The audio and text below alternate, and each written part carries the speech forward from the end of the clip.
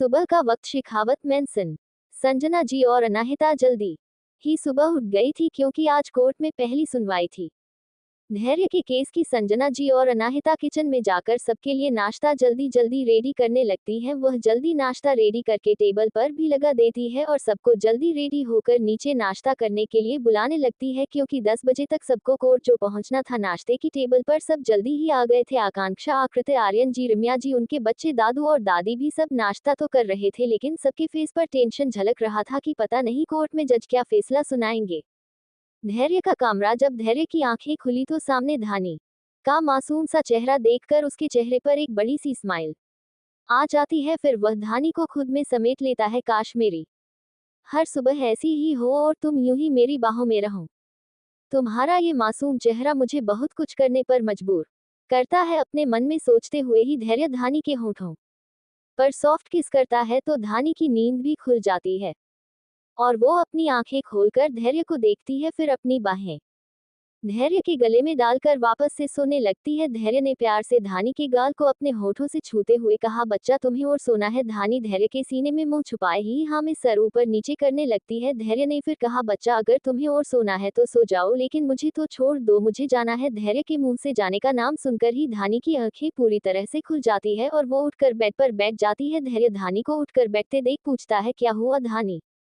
धानी इशारे से धैर्य को दूर जाता हुआ दिखाती है, फिर वापस ना आने का दिखाते हुए अपने हाथ को ना में हिलाने लगती है। धैर्य धानी के गाल को अपने हाथों में थामते हुए बोला, मुझे कुछ काम है बच्चा इसलिए जा रहा हूँ लेकिन थोड़ी देर के लिए फिर आ जाऊंगा। धानी अपनी छोटी उंगली आगे करती है तो धैर्य अपना सर हिलाते हुए मुस्कुरा कर उस उंगली को पकड़कर कहता है, पक्का वाला प्रॉमिस? तो धानी भी मान जाती है। धैर्य धानी को उठाकर बाथरूम में ले जाकर छोड़ देता है और कबर्ड से उसके कपड़े भी निकाल कर दे देता है और खुद नीचे जाकर आकृति को धानी के पास जाने के लिए बोलकर धैर्य जाने लगता है तो आकृति बोली, मैं भी तुम्हारे साथ कोर्ट जाऊंगी। धैर्य आकृति तरफ मुड़ा और उसे देखते हुए बोला, फिर धानी के पास कौन रहेगा, हम सब लोग तो है घर पर। अगर ये तुम्हारे साथ जाना चाहती है तो ले जाओ पीछे से। दादी धैर्य से बोलती है, और तुम भी जल्दी रेडी होकर आओ। धैर्य वहां से चला जाता है। जब धैर्य कमरे में आता है तो धानी रेडी हो गई थी तो धैर्य धानी को लाकर बेड पर बैठाकर खुद भी रेडी होने के लिए बाथरूम चला जाता है और जल्दी ही रेडी होकर आ भी जाता है। फिर धैर्य धानी को लिए नीचे जाने लगता है तो धानी धैर्य को ऑल द बेस्ट बोलने के लिए अपना थंब दिखाती है और उसके गाल पर एक सॉफ्ट किस करती है। अब तो मैं किसी भी कीमत पर तुम्हारे पास आ जाऊंगा। धैर्य धानी को देखते हुए अपने मन में बोलता है। अभी धानी का फेस टमाटर की तरफ लाल हो गया था। धैर्य धानी को लेकर नीचे आता है तो दादू और आकृति और आर्यन जी पहले ही कोर्ट जाने के लिए निकल गए थे। संजना जी धैर्य और धानी दोनों को नाश्ता कराती है और धैर्य को मंदिर में माता रानी की मूर्ति के पास लाकर उनका आशीर्वाद दिलाती है और टिका लगाती है। धैर्य उनके गले लगकर उनसे बोला, रिलैक्स माँ, मैं जल्दी ही आ जाऊंगा, बस आने तक आप अपनी बहू का ख्याल रख लेना। उसका फेस बता रहा है कि उसके मन में कितने सवाल घूम रहे हैं। संजना जी हाँ कहती है। फिर धैर्य धानी के पास आता है जो उसे अजीब नजरों से देख रही थी। धैर्य उसकी नजरों को समझकर उससे बोलता है, इंपॉर्टेंट मीटिंग है इसलिए माँ ने ये टिका लगाया है। धानी बस स्माइल कर देती है। धैर्य धानी को गले से लगा लेता है, फिर उसके माथे को चूम कर निकल जाता है। कोर्ट के बाहर दादू, आकृति, आर्यन जी, आमाक्ष, रोमी पहुंच कर धैर्य का वेट करने लगते हैं क्योंकि धैर्य उनके साथ नहीं आया था। धैर्य अनूप और गौतम के साथ पुलिस जीप में आने वाला था क्योंकि अभी तक किसी को भी इस बात का पता नहीं चल पाया था कि धैर्य कब का बेल पर छूट चुका था। पुलिस जीप कोर्ट के बाहर आकर रुकती है तो धैर्य अनूप और गौतम के साथ जीप से निकलकर बाहर आता है और कोर्ट रूम की तरफ जाने लगता है। मीडिया जो वहां धैर्य के आने का वेट कर रही थी वो धैर्य को देखते ही उससे सवाल पूछने के लिए आगे आने लगती है, लेकिन आज धैर्य के बॉडीगार्ड किसी को भी धैर्य से सवाल पूछने या फिर उसकी फोटो क्लिक करने का मौका ही नहीं देते हैं। लेकिन इसी धक्का मुक्की में धैर्य के बॉडीगार्ड एक रिपोर्ट का माइक और कैमरा तोड़ देते हैं, जिसे देखकर बाकी के रिपोर्ट्स आगे आने की हिम्मत नहीं करते हैं। धैर्य और बाकी सब भी कोर्ट रूम के पास आते हैं तो सामने प्रिया की फैमिली से बात कर रहे लॉयर को देखकर सब हैरान रह जाते हैं। सब आमाक्ष को देखने लगते और आमाक्ष उस लॉयर को देख कर गुस्से से आग बबूला हो जाता है और जाकर उस लॉयर का हाथ पकड़ उसे खींचते हुए साइड लेकर चला जाता है, जिसे देख आकृति और गौतम दोनों को ही अपने दिल में एक चुभन सी महसूस होती है, आमाक्ष घूरते हुए उस लॉयर से बोला।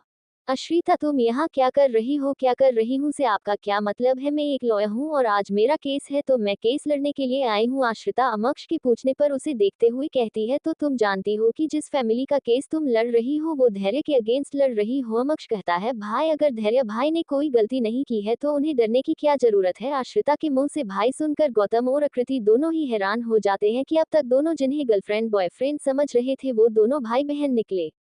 आमाक्ष ने आश्रिता से गुस्से से दांत पीसते हुए कहा, आश्रिता तुम ये केस क्यों लड़ रही हो? तुम्हें पता है ना धैर्य ने कुछ नहीं किया है, फिर भी तुम धैर्य के अगेंस्ट केस लड़ने आ गई। आश्रिता अपने साइड में दो लोगों को देखती है, फिर आमाक्ष से बोलती है, भाई इन्हें देख रहे हो, ये प्रिया की माँ और भाई है। प्रिया की माँ 45 साल की एक विधवा महिला थी और उसका भाई 14 साल का एक बच्चा था। आश्रिता अब इनका कोई सहारा नहीं है क्योंकि प्रिया ही थी जो इनका खर्च चलाती थी। अब क्या इनका क्या होगा? किसी ने धैर्य भाई से दुश्मनी करने के लिए उस बेचारी को मार दिया, अब उसके माँ और भाई का क्या होगा? इन सब में इनकी कहाँ गलती है? आमाक्ष आश्रिता से कुछ बोलता उससे पहले ही उनके केस का अनाउंसमेंट हो जाता है। केस नंबर 285 हाजिर हो। सब जाकर अंदर कोर्ट रूम में बैठ जाते हैं।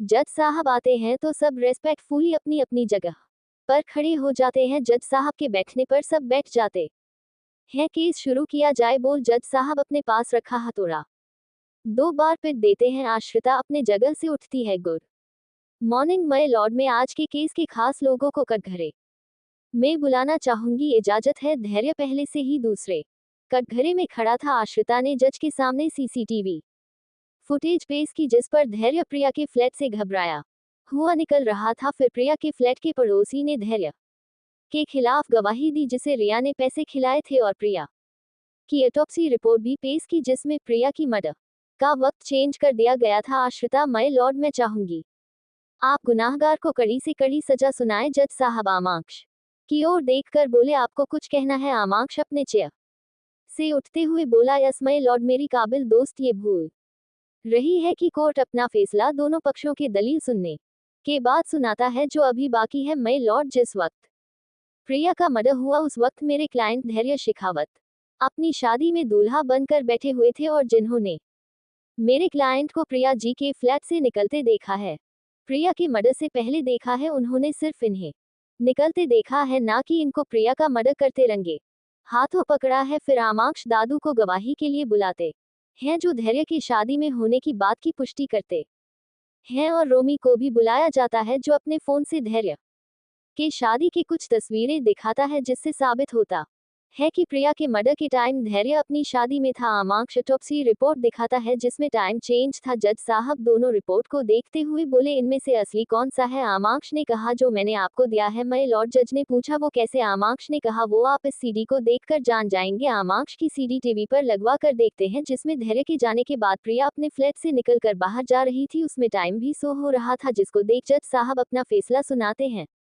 जज साहब धैर्य के केस के पेपर पर साइन करते हुए कहते हैं, सारे गवाहों और सबूतों को देखने के बाद कोर्ट इस नतीजे पर पहुंची है, धैर्य शेखावत बेकसूर है, उन्हें फंसाया जा रहा था। कोर्ट उन्हें बाइज्जत बरी करती है और पुलिस को ये आदेश देती है कि वो असली गुनाहगार को अपने हिरासत में ले। कोर्ट का फैसला सुन सभी के होठों पर स्माइला जाती है। धैर्य सबसे कटघरे से निकलकर दादू के गले मिलता है। फिर अनूप, आमाक्ष, रोमी, आर्यन जी, आकृति भी उसे मुबारक बात देती है। जहां धैर्य और उसका परिवार खुश था कि धैर्य बाइज्जत बरी हो गया है, तो वही प्रिया की माँ और भाई मायूस एक कोने में खड़े होकर उन्हें देख रहे थे। वही कोई और भी था जो धैर्य को खा जाने वाली नजरों से घूर रही थी, वो रिया और नेहा थी जो धैर्य को सजा होते देखने के लिए कोर्ट आई थी, लेकिन उनके मंसूबों पर पानी फिर गया।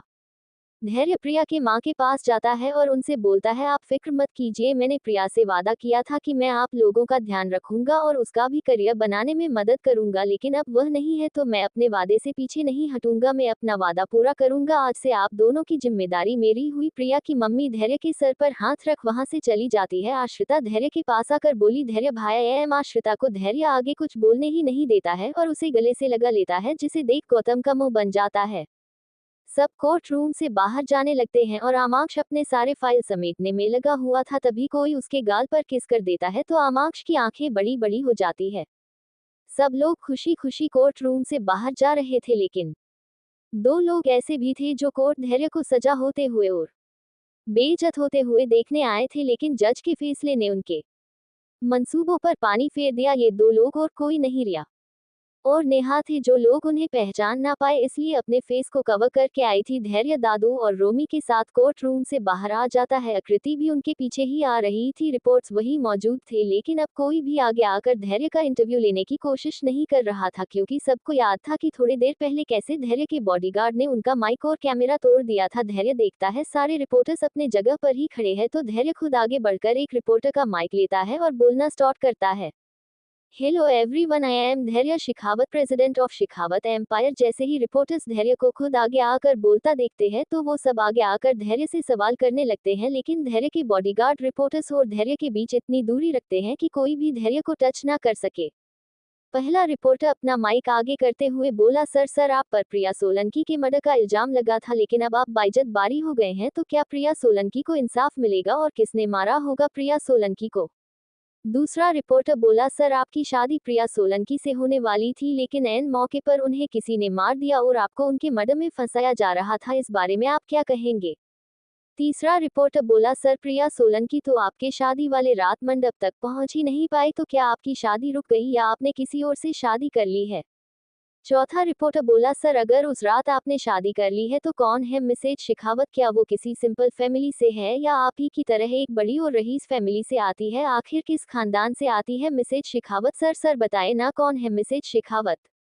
धैर्य पहले रिपोर्टर के सवाल का जवाब देता है, जी बिल्कुल, प्रिया सोलंकी को इंसाफ जरूर मिलेगा और आप लोग खुद ही पता लगा सकते हैं, क्योंकि जहां पुलिस और कानून नहीं पहुंच सकते वहां आप लोग आसानी से पहुंच जाते हैं। प्रिया सोलंकी को किसने मारा है? और पुलिस तो हाथ पर हाथ पकड़े बैठे नहीं रहेगी, उन्हें भी पता लगाना ही है प्रिया सोलंकी को किसने मारा है। दूसरे रिपोर्टर के जवाब में धैर्य ने कहा, जिसने भी मासूम प्रिया को मारकर मुझे फंसाने की कोशिश की है वो अब खुद बच कर रहे, क्योंकि पुलिस तो उसे पकड़ेगी ही, लेकिन अगर वो मेरे हाथ लग तो मैं उसे नहीं छोड़ूंगा। तीसरे रिपोर्टर के जवाब में धैर्य ने कहा, मेरी शादी। धैर्य हंस देता है और धैर्य को हंसते देख रिपोर्ट्स भी हंसने लगते हैं। मेरी शादी हो चुकी है और जिससे मेरी शादी हुई है ना इस दुनिया की तो बिल्कुल नहीं लगती है, वो आसमान से आई कोई परी है जो मुझे मुसीबत से बचाने के लिए आई है। चौथा रिपोर्टर के जवाब में धैर्य ने कहा, मिसेज शेखावत, कितना अच्छा लगता है ना जब किसी का नाम आपके नाम के साथ जुड़ता है और किसी की जिंदगी आपसे शुरू होकर आप में ही खत्म हो जाती है। वो किसी सिंपल फैमिली से है या किसी रईस फैमिली से, वो किस खानदान से आती है मुझे इससे फर्क नहीं पड़ता है, मुझे इस बात से फर्क पड़ता है कि अब वो सिर्फ मेरी है, सिर्फ मिस्टर धैर्य शेखावत की मिसेज धैर्य शेखावत है। रिपोर्टर्स देखते हैं कि मिसेज शेखावत का नाम लेते हैं।